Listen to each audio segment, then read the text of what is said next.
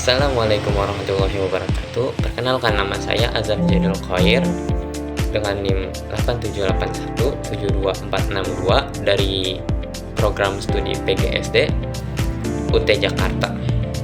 Pada kesempatan kali ini, saya akan mempresentasikan mengenai hubungan timbal balik antara filsafat ilmu dan pendidikan.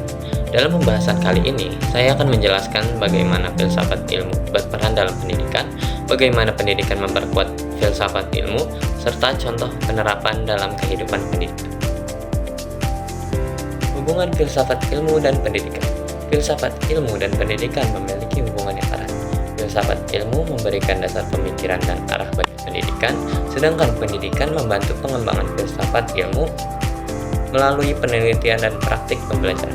Jadi, keduanya memiliki hubungan timbal balik yang sama-sama memperkuat satu sama lainnya. Filsafat ilmu mengawasi keilmiahan pendidikan.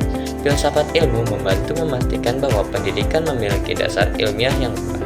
Pendidikan harus memiliki objek kajian yang jelas, metode yang tepat, serta nilai yang bermanfaat bagi kehidupan manusia.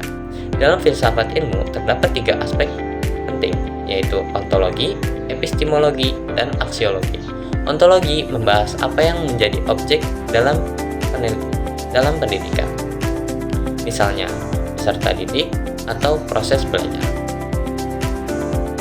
Yang kedua, epistemologi membahas bagaimana cara memperoleh pengetahuan, seperti penggunaan metode pembelajaran atau penelitian. Sedangkan aksiologi membahas manfaat dan nilai pendidikan bagi kehidupan manusia. Ketiga aspek ini menjadi dasar-dasar penting dalam membangun pendidikan yang bermutu. Pendidikan memperkuat filsafat ilmu. Selain filsafat ilmu membantu pendidikan juga berperan dalam memperkuat perkembangan filsafat ilmu. Hal ini dapat dilihat dari berkembangnya penelitian, inovasi pembelajaran, dan teknologi pendidikan. Contohnya pada kurikulum Merdeka yang mendorong peserta didik untuk berpikir kritis, kreatif, dan aktif dalam pembelajaran. Filsafat ilmu sebagai pisau analisis. Filsafat ilmu disebut sebagai pisau analisis karena digunakan untuk membedah berbagai persoalan pendidikan secara mendalam. Misalnya, untuk mengetahui apakah metode pembelajaran yang sudah efektif atau apakah tujuan pendidikan sudah sesuai dengan kebutuhan peserta didik. Dengan pendekatan ontologi, epistemologi, dan aksiologi, persoalan pendidikan dapat dianalisis secara kritis dan rasional. Contoh penerapan dalam pendidikan. Dalam kurikulum disusun berdasarkan kebutuhan peserta didik dan perkembangan zaman. Dalam pembelajaran, guru menerapkan metode diskusi, observasi, dan penelitian sederhana.